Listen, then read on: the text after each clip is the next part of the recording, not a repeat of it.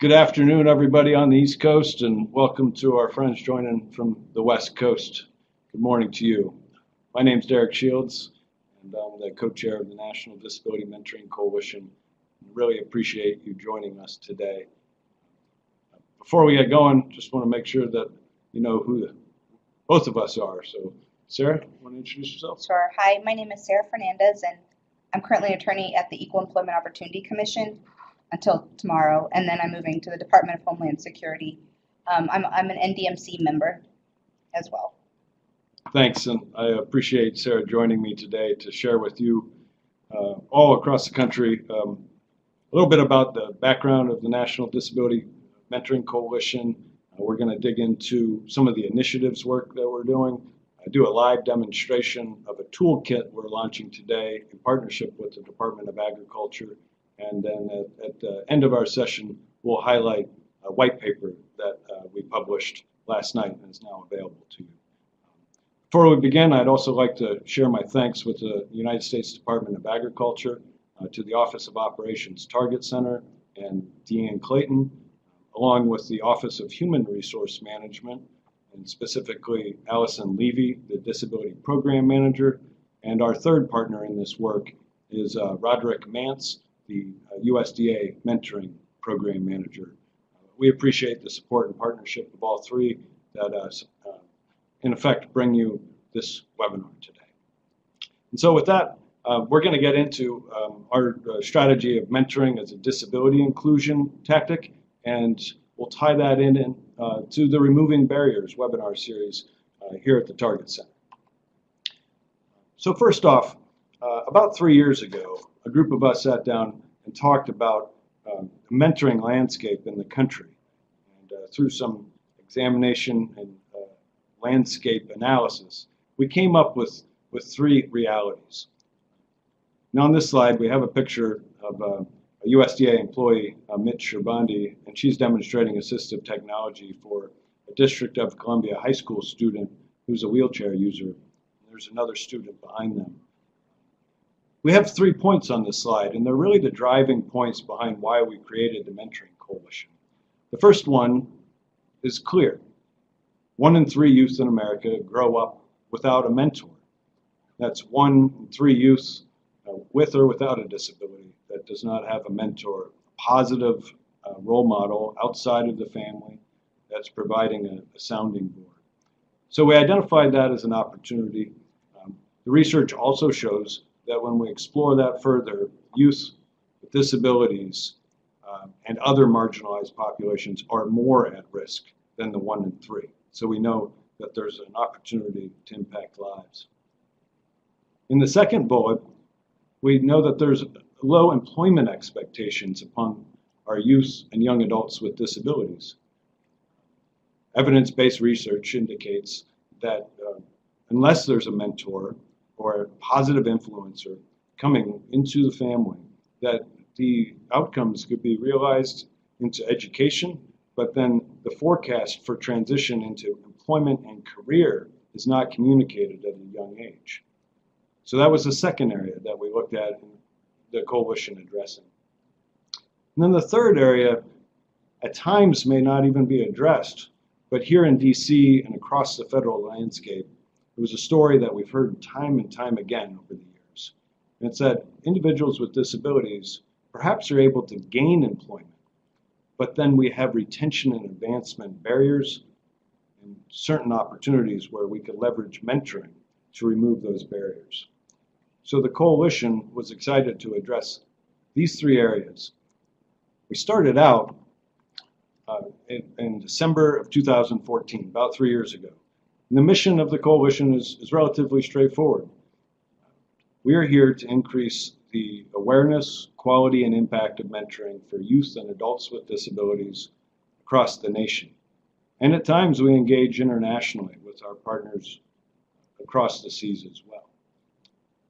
How do we do this? Is really through 4 different activities or initiative areas: connections, resources, inclusion, and recognition. And what we're going to do in this next segment is go through each one of those areas in a little bit more detail so you can have an understanding of how we implement our mission and try to achieve the vision to allow improved inclusion through mentoring. So as I said, the first section is connections. And I've turned the presentation now to a slide that has about 40 logos on it. And I'm not going to describe each one of these logos because that would take the rest of the webinar. But imagine a screen that had 30 logos or so representing organizations from 5 different sectors. I'll give some examples. But the 5 sectors are nonprofit organizations. There's nonprofit organizations that are members like the Institute for Educational Leadership, or Partners for Youth with Disabilities, or Policy Works. These are organizations that are all involved with mentoring models of different types in our nonprofit groups. The second group that we like to highlight are foundations. So Mitsubishi Electric America Foundation is one of our founding members, and their logo's on the screen as well. They work to empower youth and young adults with disabilities, including empowerment and careers. The third group that we highlight is our government partners. Obviously, today we're here at the Department of Agriculture, and we'll talk more about our partnership with USDA. We also have partnerships with the DC public school systems, including their CEO program, which provides internship opportunities with embedded mentors for youth, including youth with disabilities, here in the nation's capital. We partner with the City of Pittsburgh and their ADA Compliance Office. We also partner with the Massachusetts Commission for the Blind and their Project Lens program, another mentoring model. The fourth area, and again, more logos on the screen, represents higher education. We're proud to have the University of Washington's Do It program, a 25-year program providing mentors to youth and young adults with disabilities looking at entering the STEM sector. We also work closely with Cornell University and their Disability and Employment Institute. And the last section that we work with is for-profit. And on the slide, there's a small logo representing Pearson Education, one of the world's largest training organizations that has a partnership with the National Federation of the Blind to actually provide mentorship experiences for youth and young adults with disabilities who want to explore being attorneys. So there's the 5 segments, and if you want to look at our members that provide connections to actual mentoring programs across the country, please visit our website, disabilitymentors.org, and you'll get a full member list there. So with that, I do want to provide details on 3 of our member programs to show you some of the different models that exist and dig in just a little deeper. Because at the end of the day, as a coalition, we really represent the members that make us strong with so-called boots on the ground, where the mentoring relationships actually occur. The first one is on the screen now. It's for the American Association of People with Disabilities. And most of you are probably familiar with Disability Mentoring Day. It's been around for a long time now, started in 1999. And AAPD is preparing with partners from around the country to have Disability Mentoring Days around the country starting next month as National Disability Employment Awareness Month. Being on the 3rd Wednesday each month and normally lasting through the end of the month, DMD Days are great opportunities for youth and young adults with disabilities, including young veterans with disabilities, to have shadow experiences and learn about networking, job occupations, and explore potential employment opportunities. There's another program that AAPD runs that perhaps you're less familiar with. However, it's a signature program started in 2002 called our Summer Internship Program. They've developed the next generation of leaders through this program, leaders with disabilities, that come to Washington. They've had nearly 300 internships, and each one of these embeds a mentor to augment the internship experience and really explore things that are outside of the workplace to complement that experience. Currently, AAPD is seeking applications. The deadline for that is November 6th for the spring 2018 cycle. So check that out at aapd.com if you're interested. Another one of our partners is a foundation, the Christopher and Dana Reeve Foundation. They have a peer and family support program. Of course, we're all familiar with the Reeve name, but perhaps you're less familiar with their mentoring program. The Family Support Program actually is a national peer-to-peer connection program that provides support for individuals who require spinal cord injury.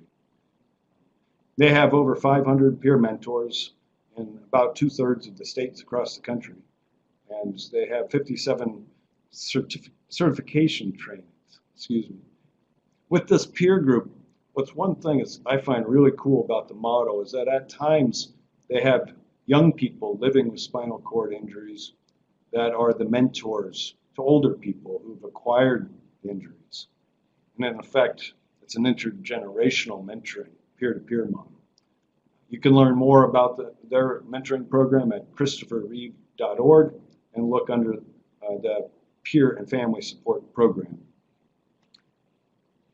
And now on to our third and final example, coming out of Broad Futures at broadfutures.org. So we've covered a disability program for individuals with spinal cord injury, a summer internship and disability mentoring day for all young adults with disabilities. And then the third program focuses on an internship with embedded mentoring for individuals with learning disabilities and attention deficit disorders. Broad Futures is a unique training and mentorship program through interning that's a cohort that integrates holistic curriculum using things like drama, speech pathology, and of course mentoring.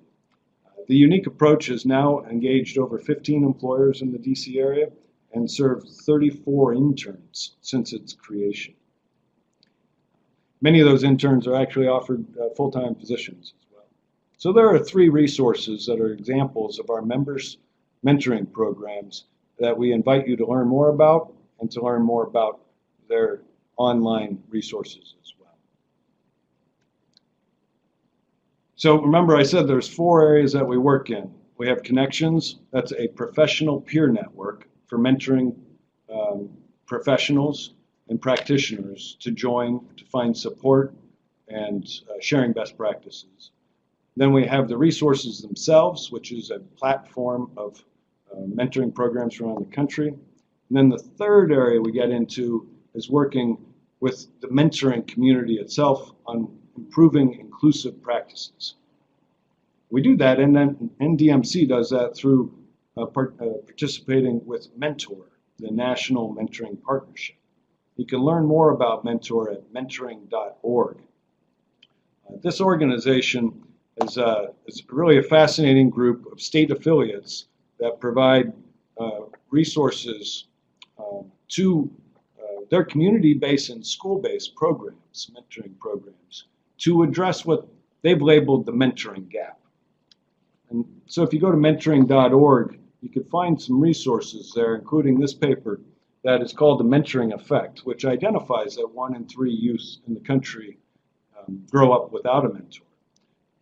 That was in January of 2014, and in the exit paragraphs of that document, it challenged the country to come up with innovative solutions to reach the 1 in 3 that are growing up without a mentor.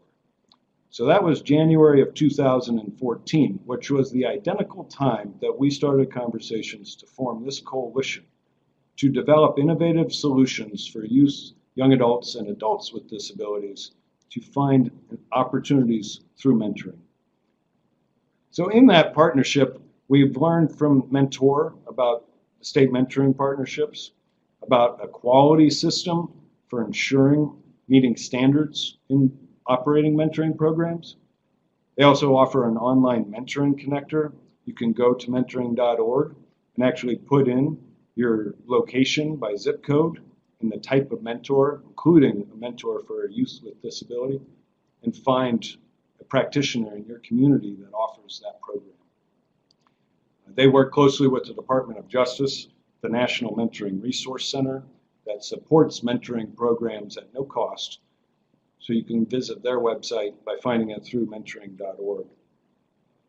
They also run National Mentoring Month, which is every January, and they hold the National Mentoring Summit towards the end of January to bring practitioners together from around the country to discover innovative practices and kind of lean forward in the mentoring movement. So I highly advise anyone that's in this industry to check out mentoring.org to learn more.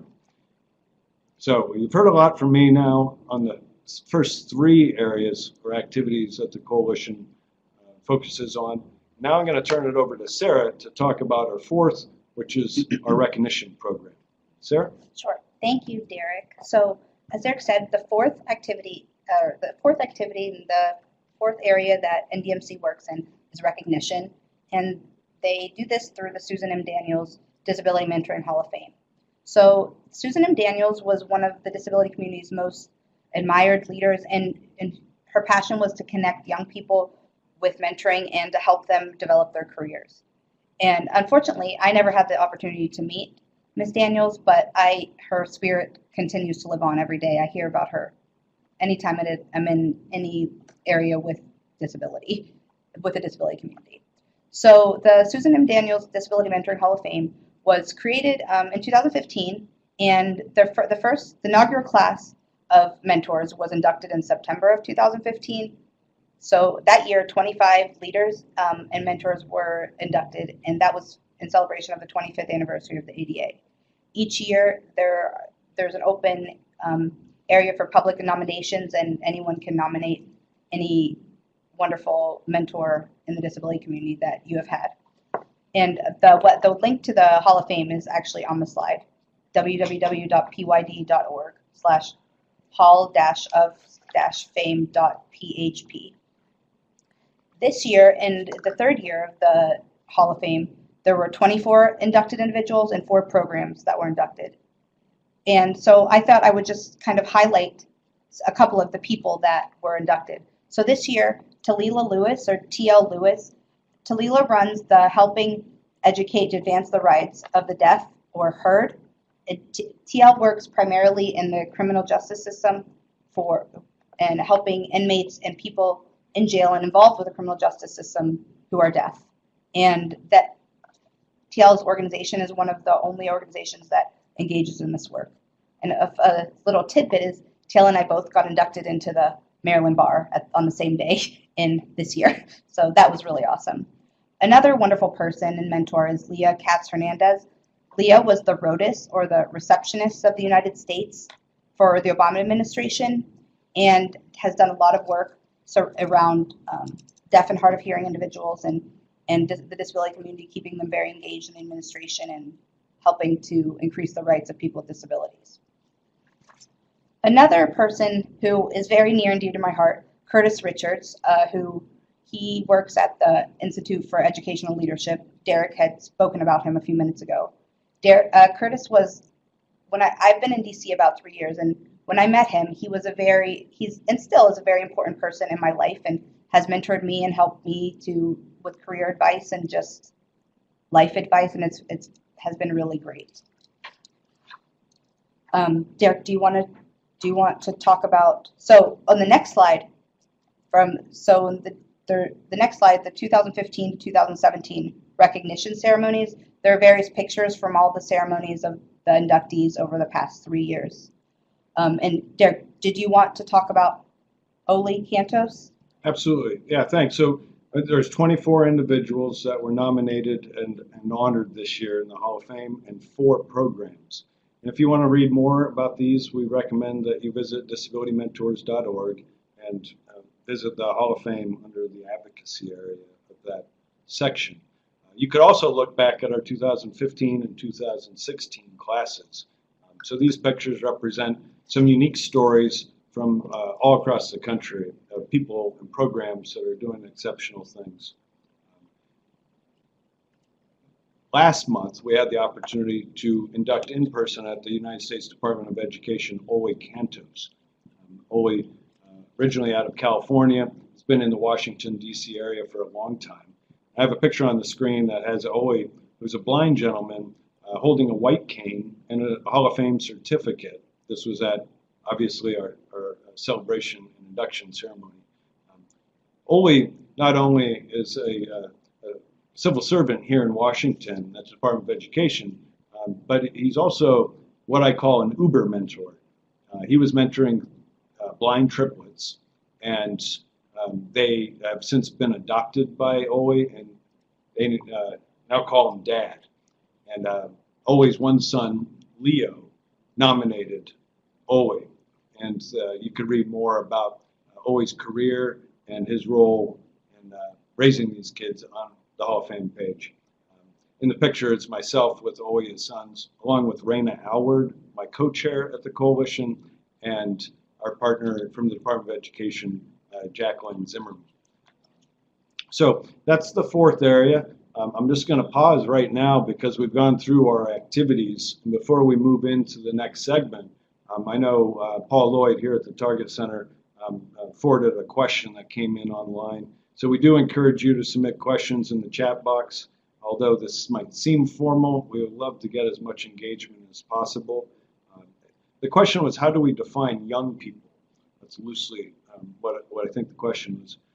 And the coalition doesn't put a definition to it because our members operate in unique programs, so our members really define that. So young people in the school-based mentoring programs could be a little different, and in different states might have a different definition as well. So if you ask how do a lot of our programs define that, young people tends to be more young adults, and they would range from around 14 to 16 to around 22 to 24. So that's a general age group that a lot of the youth-facing mentoring programs serve. However, the coalition also supports models like the Reeve Foundation that supports adults with disabilities. So thanks for the question, and if you have any further, you can also follow up at the end of the program as well. So at this point now we're going to turn to our next segment, and that focuses on 3 initiatives. So we have the coalition, and we have our members, and we have our network of membership activity, but we also look at, well, what can we do to make an impact today? One of those partnerships we have is with the Department of Agriculture here, who's trying to remove barriers for employees to have successful careers at the department. So we signed a memorandum of understanding as part of USDA's mentoring initiative to leverage accessible mentoring to increase employment and advancement of folks with disabilities. On the screen is actually a capture of the actual MOU itself, signed by the previous Secretary of Agriculture, Thomas Vilsack, back in December of 2016. I'm going to highlight a few things that are in this memorandum of understanding. Of course, I want to reemphasize and thank Allison Levy here at the department for her leadership in bringing this forward through the Office of Human Resource Management. The partnership includes the coalition providing USDA to build the disability talent pipeline and impact career advancement. And we have 4 ways that we can do that. Consulting, training, and technical assistance is obviously one. We have formal and informal engagement there. And our members provide that, not just the coalition itself. But we also assist with increasing participation, of mentors and mentees with disabilities, bringing those resources to the department for specific activities. The third area is informing USDA about member programs and activities.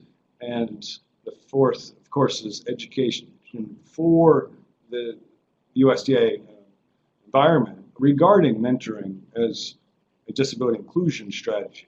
And that is the genesis of why we're providing this Removing Barriers webinar today. So the MOU provided the landscape, but we've also done a lot of things with USDA. So I just want to point backwards for a minute.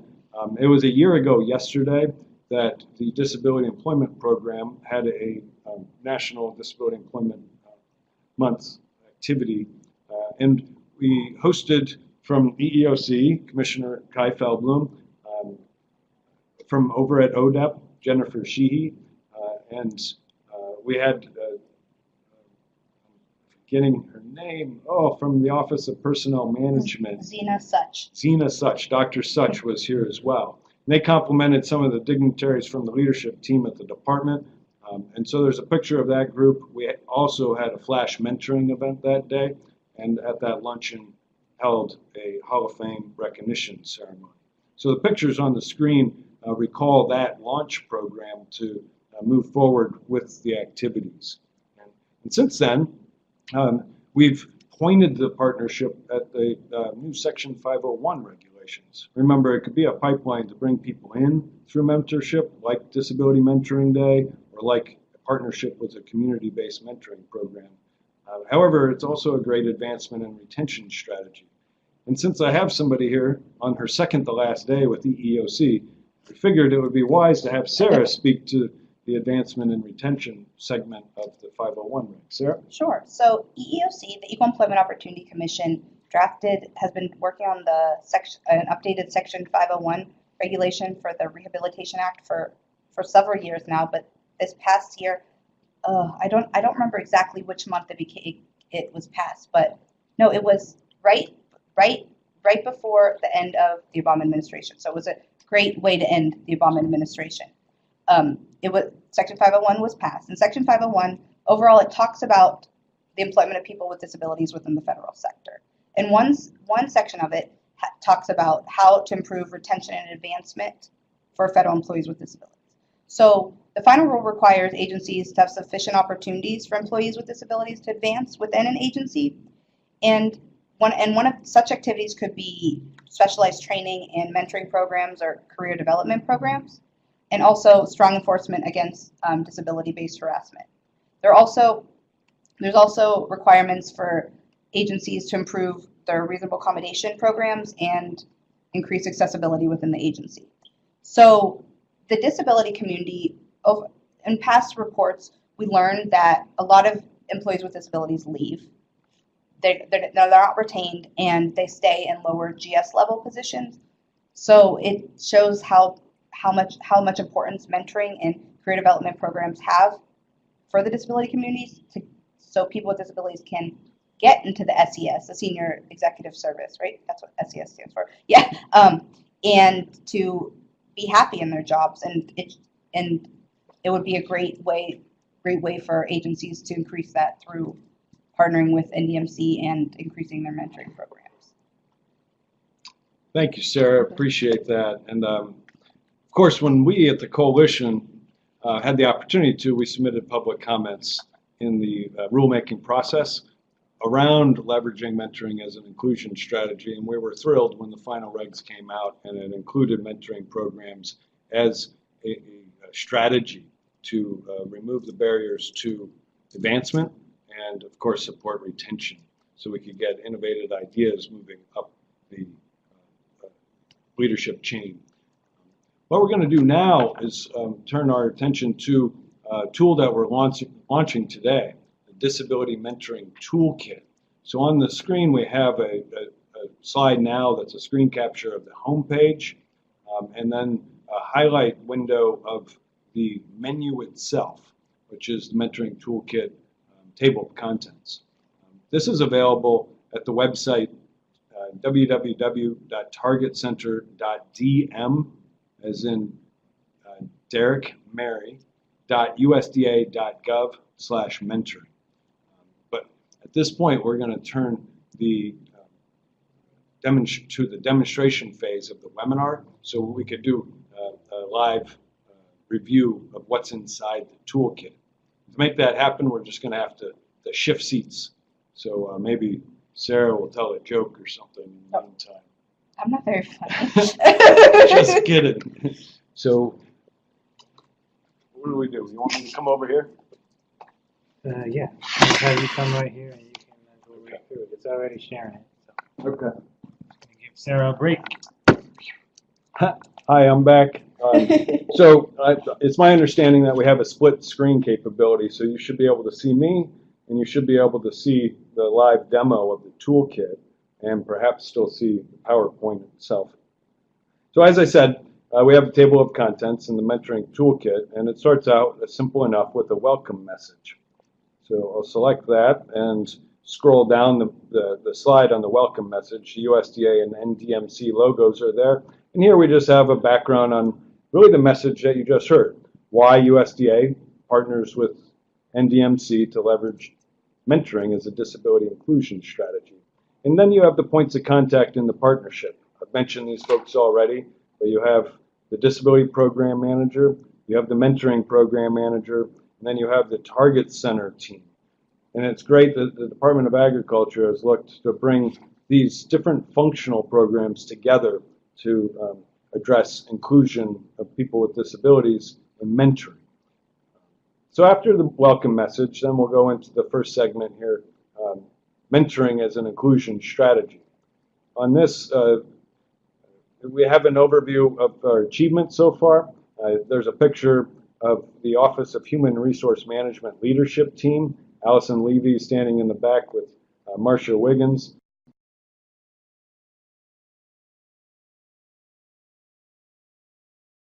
And then at the table, I'm forgetting Mr. Malcolm Shorter, who also spoke last year at our event. And then I'm on one side signing, and Andy Imparato, the Executive Director at American University Centers on Disabilities, and one of NDMC's members is signing another MOU with USDA.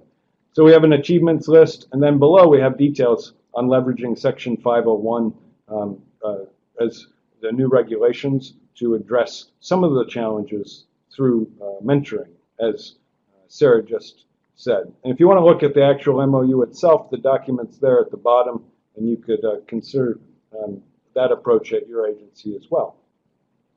In the mentoring models area, I bring that up, and here we have a picture of Mr. Duane Williams. He's with the Office of Operations here, and he's addressing a Disability Mentoring Day audience here in the Target Center in Washington.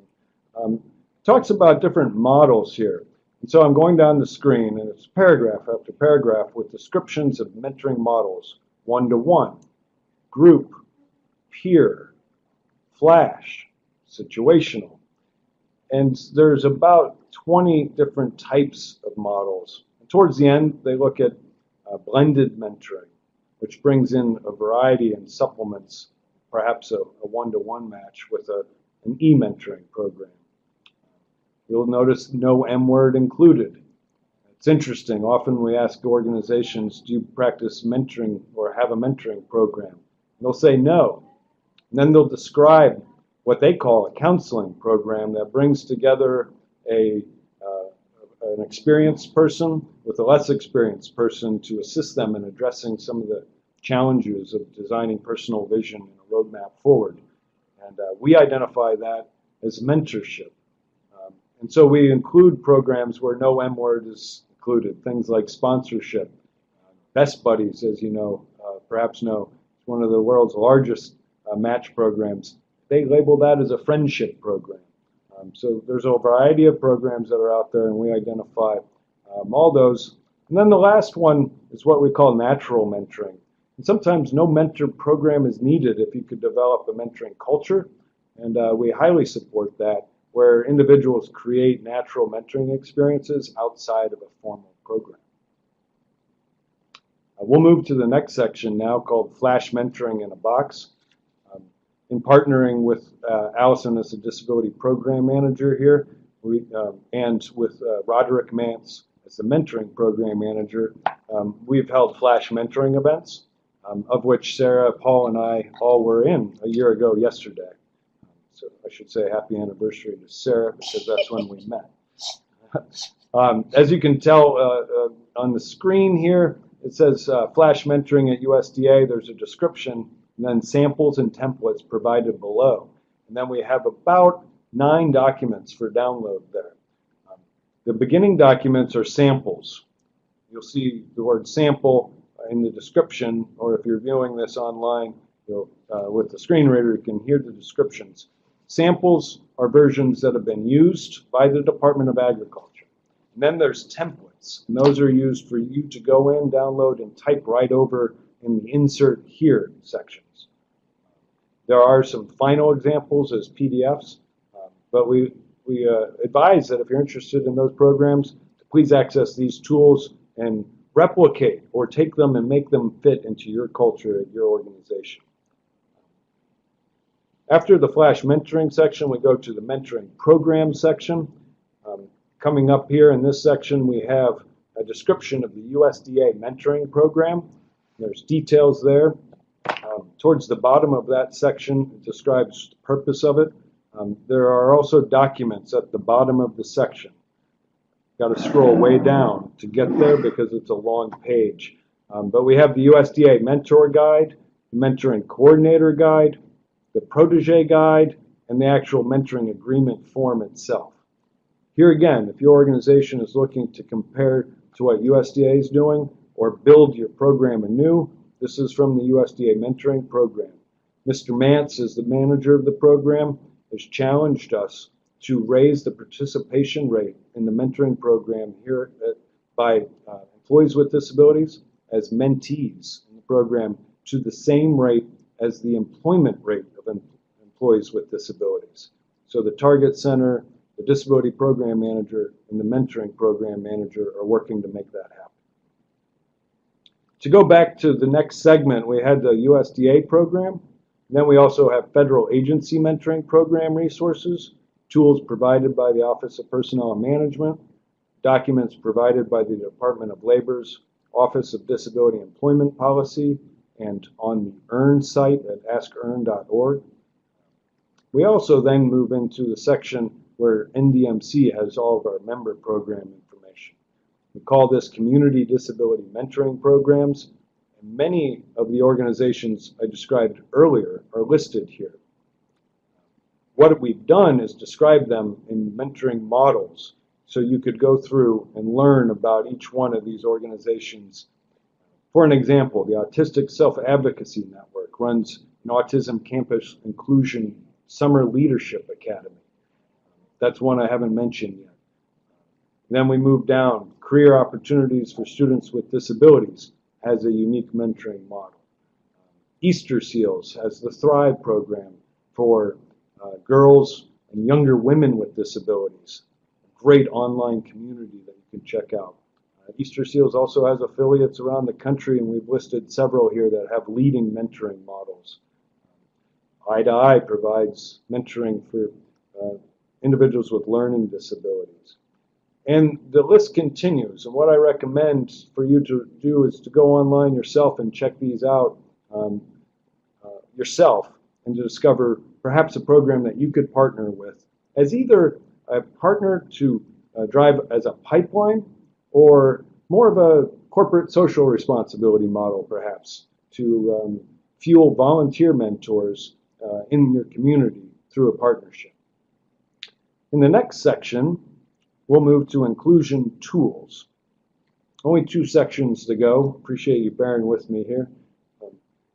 In the inclusion tools area, we thank the National Center for Workforce Development for Youth and Partners for Youth with Disabilities.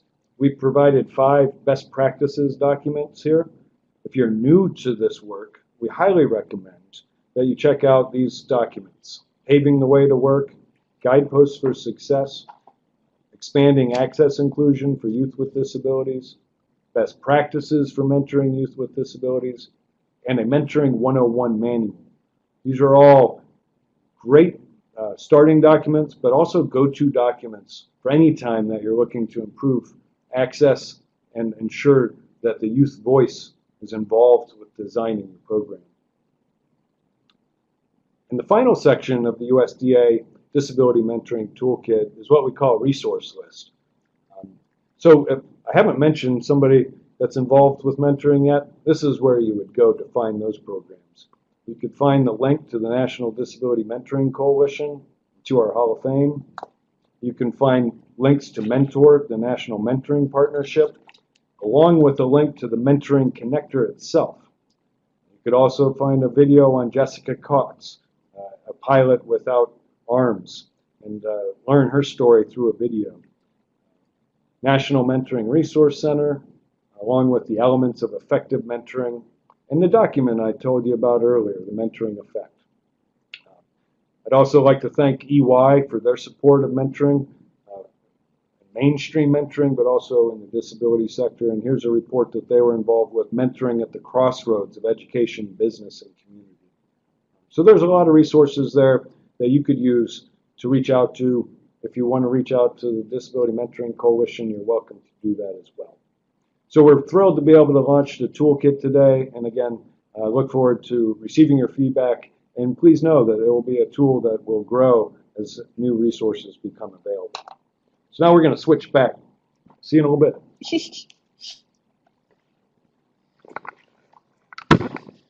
Hey, everybody. Just give me one. Are you here now? Yep.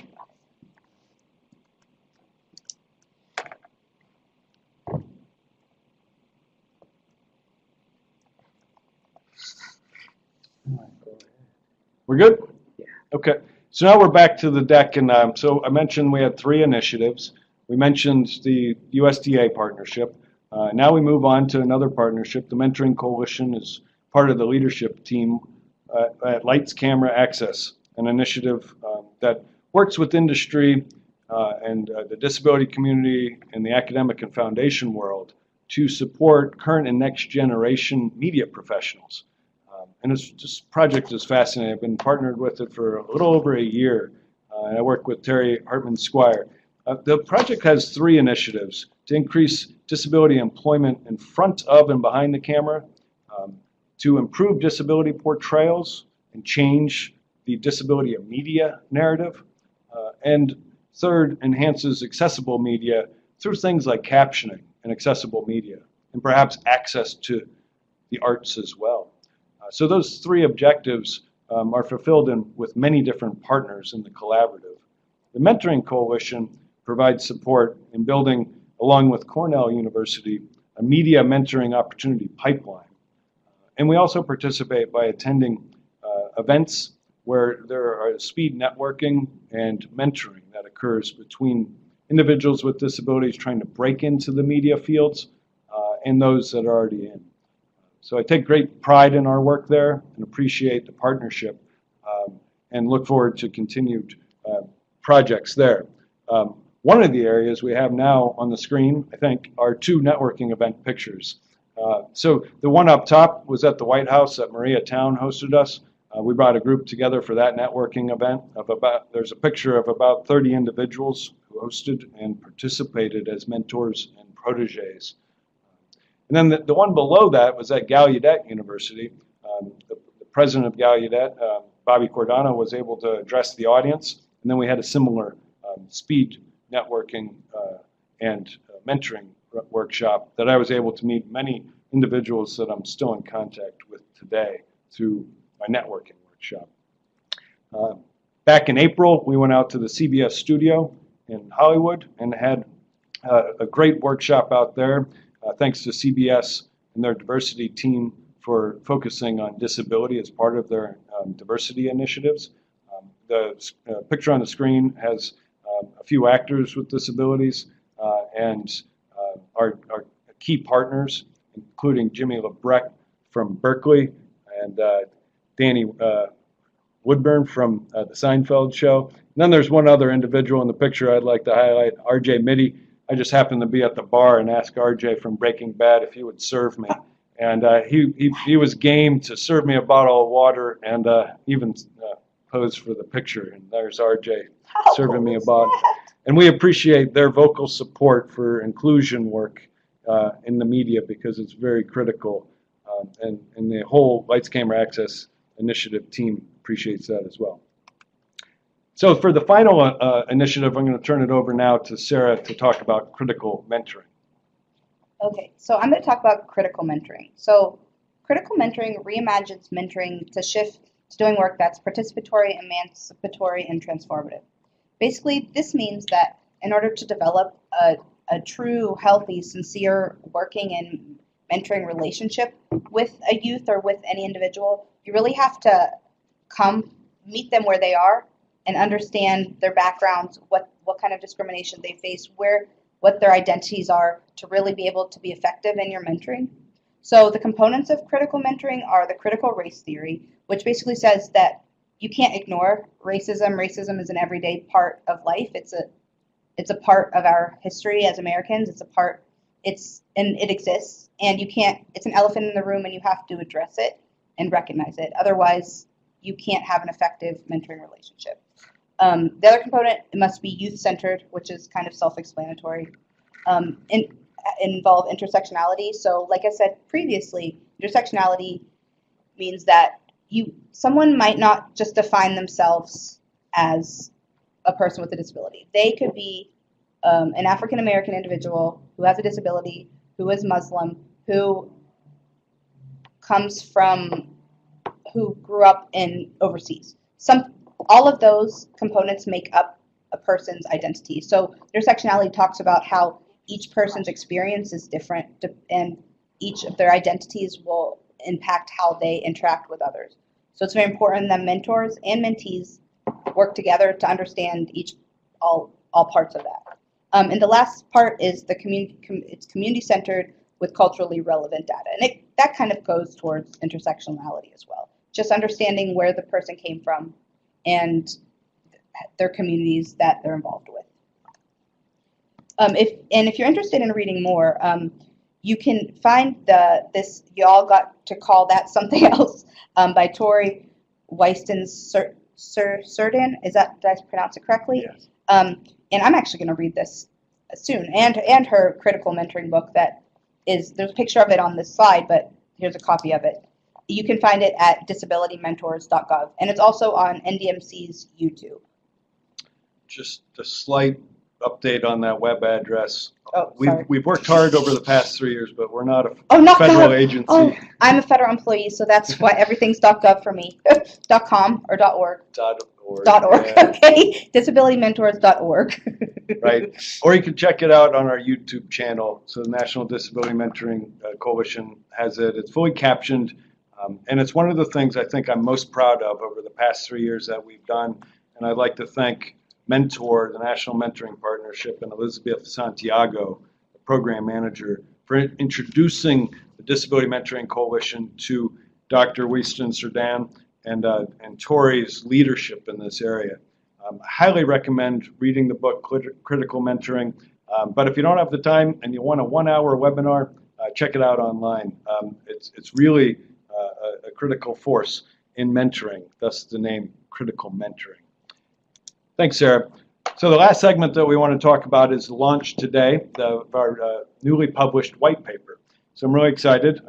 We don't have a lot of time left, but I want to provide a few highlights regarding the white paper, and then you hopefully will have an opportunity to read the details. Back at the end of January, at the end of National Mentoring Month, the coalition had a Rising Leaders, Rising Professionals-led roundtable. We had 30 different individuals attend. There's an intergenerational and intersectional discussion on mentoring. Sarah was one of our leads for the day, along with Carrie Gray from the USBLN and Kings Floyd, who was with the National Council on Independent Living as a Youth Transition Fellow, but just recently moved on from her fellowship. That dialogue led to the content of this white paper. So we thank Sarah and Kings and Carrie for leading the discussion. And in that, we identified the current gaps in what we call disability mentoring. So we'll look at the current state of disability mentoring, the impact of disability mentoring, and a policy agenda, and then wrap up with a call to action. And before we get into the details, this is a really unique opportunity sitting here on the cusp of Disability Employment Awareness Month and the Department of Labor's theme, Occlusion Drives Innovation. I have up the poster, which you can find at ODEP's website. Our coalition loves this theme because we believe in inclusion driving innovation, and we believe that mentorship is the secret sauce to allowing inclusion to get to the table. So when we can't break through an advancement, or we can't retain, or we can't figure out how to network, we can leverage a relationship, a trusted relationship, and at times, sometimes an ear to lean on, or somebody to give you tough feedback, and a mentor. So if we're truly going to drive inclusion or innovation through inclusion, we believe that mentorship needs to be involved. To do that, we need to identify some gaps. So there's 3 areas. The first one is on the screen. Here we have a picture of Kings and Carrie and Sarah at the round table back at the end of January. The infrastructure gaps, there is not a common platform for everyone to find the information around all of the disability mentoring opportunities in the country. Programs that are for youth, young adults, and adults with disabilities. It's very fragmented. What we've done is begin to bring these together. We started 3 years ago with 10 organizations. Now we're at 50 organizations. I'd like to give a shout out to our last 2 members to join, Royal Caribbean Cruises and the Human Perspective. So I thank Ron Pettit at Royal Caribbean and Judy Human from the Human Perspective for joining our efforts.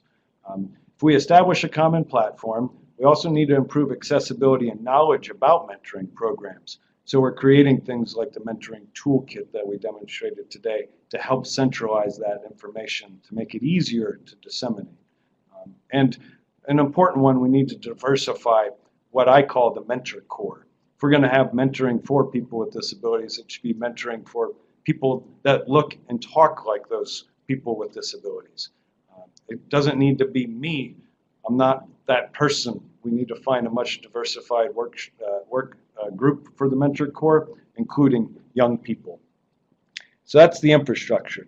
In the second area, we identified the communication gaps to amplify the intergenerational nature of mentoring, to ensure that we're reaching the lifespan in the community. Ensure that information about mentoring programs is communicated in rural areas and provide modern mentoring platforms, perhaps to reach those rural areas.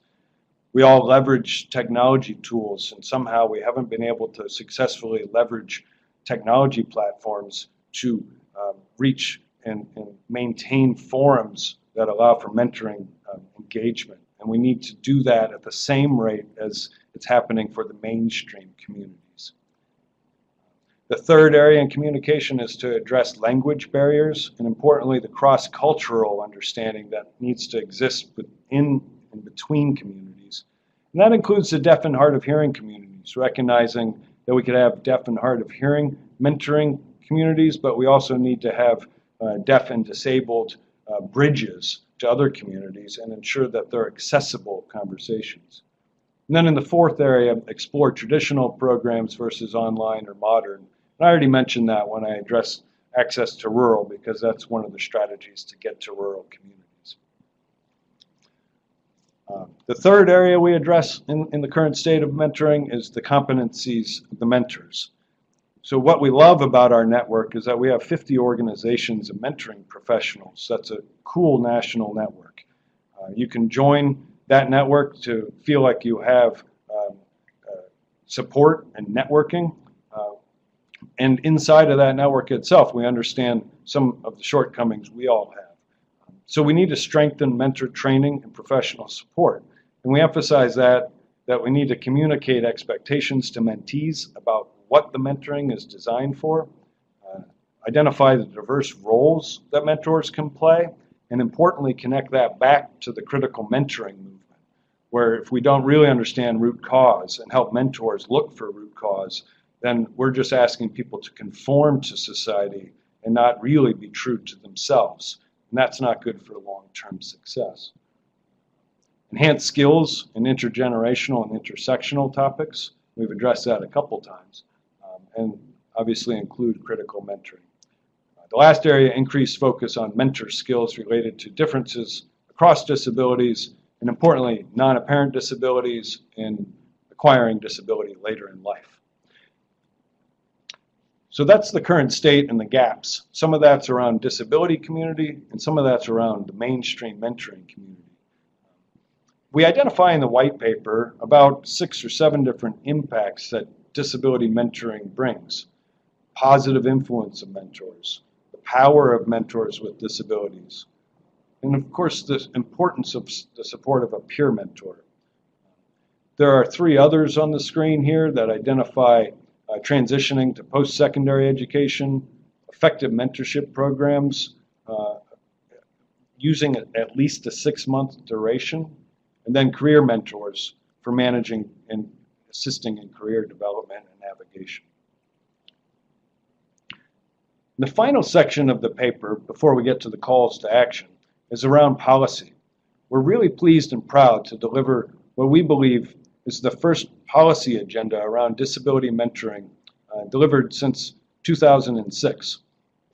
So this is an updated and reframed position that focuses on new investment, on driving the mentor core, a volunteer force, and working with the mainstream community on inclusion practices. We also want to find out what truly works in mentoring for youth, young adults, and adults with disabilities through embedded research, and see what quality standards may need to be changed for performance outcomes for individuals with disabilities that are inside of mentoring programs. Things like, how do we measure the quality of access on the communication experience, and is it at a level that produces a positive outcome? As we mentioned 4 or 5 times, we want to have a youth-led voice at the table in making these decisions, and of course, we're developing the training curriculum to drive the capability of the mentoring programs and organizations, and also the mentors themselves. So that's the policy agenda. Next up, we'll turn to the calls to action that we have in the white paper itself. And to do that, we're going to go back and forth a little bit. Sure. So the first one is be a mentor. And really everyone can be a mentor, formally or informally, just with anyone in your workspace, or even someone, not even one of your colleagues, but someone you know just in your personal life. And it's possible. You just have to take the time to do that. Be intentional. Yeah, and I love that one because I get much more out of being a mentor for somebody than I have ever known, and reverse mentoring is such a positive outcome. The second one, partner with the Disability Mentoring Program. These organizations are out there and they're doing great work across the country, but they need your involvement. So we look to partner with the Department of Agriculture with the mentoring programs, other federal agencies, and importantly, business partners in the community that are looking to get involved. The third one is develop a mentoring culture. And that basically means build a community within your organization or within any groups you're involved in. That just make it so it's just automatic. People want to engage in mentoring because your leadership supports it and encourages it. And it's just part of it, part of your organization. So obviously we need to start at the top in organizations there. So figure out your strategy to help improve mentoring cultures. That's a great one. The next one, number 4, add organization to the mentoring connector. If you're involved with the mentoring program, or you call it something else like counseling, highly recommend going to mentoring.org and finding the mentoring connector. Look at the qualifications and sign your program up. It is the national database of mentoring programs, and it is the heartbeat that people go to find support in the industry. Sorry, unfortunately it's 2 o'clock. Oh. And the captions are kaput. So I don't know how you want to proceed with that fact. They just stopped. Well, we've just been told the captions are done. So what we do is recommend that you go to disabilitymentors.org. You can access the white paper. You can follow us online at the website. And then on the next slide, we have our Twitter feed, Twitter @dismentors. Please follow us online. You can get information about our program, but also all of the other mentoring activities affecting the disability world around the world. It's quite a feed that occurs there. You can join us on our Medium publication at Disability Mentors. And if you choose, you can be an author. We would love to publish your article. Our contact information is on this slide. You have dshields@forwardworks.net to contact me. And well, mine's not on. Is mine on their slide? Yeah. Oh, okay. And my name's Sarah Fernandez, and since I'm in the process of transitioning jobs, I don't have my work email address or my title yet, but I can be reached at shf71888@gmail.com. We really appreciate you joining us today. On the last slide, we have a mentoring mantra. So if you could hold it on that, Paul, for a second. The mantra is an approach that I have that I share with young people across the country. And it helps me organize my thoughts about why we do this and how to be motivated in it. It starts with pushing forward and identifying that where we are today, we can have a vision to push forward to where we want to be tomorrow. In doing that, we want a rating system how will we know what success should look like if we haven't determined how to rate how we're doing? And in that process, own it. Have ownership in your own personal vision and roadmap. And don't push that to a mentor, but as a mentee, own your relationship and share that that's the responsibility of the mentee.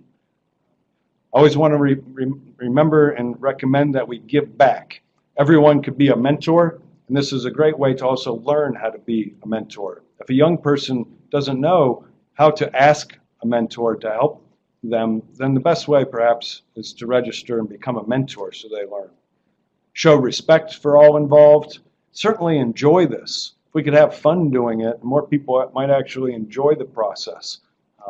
And in that, be sincere. Honest feedback is the way that we all can proceed to reach our goals. And to reach our goals, we can seize the day. Go forward one. If we seize the day, we will make progress. And if we make progress, go forward one, we will keep moving forward. And we look at it from the Mentoring Coalition's perspective. On this last slide, we have a picture of Martin Luther King Jr. That making progress, that disability rights are part of civil rights, which are part of human rights. And to get there, we can leverage mentoring as an inclusion strategy. And as Martin Luther King Jr. said, if you can't fly, then run. And if you can't run, then walk. If you can't walk, then crawl. But whatever you do, you have to keep moving forward. We appreciate the support from the Department of Agriculture.